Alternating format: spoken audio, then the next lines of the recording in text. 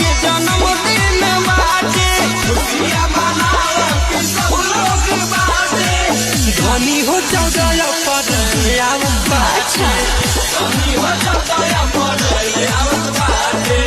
धनी हो 14 अप्रैल आवत बाटे ये बात हम सब तार नौटंकी बुझतानी।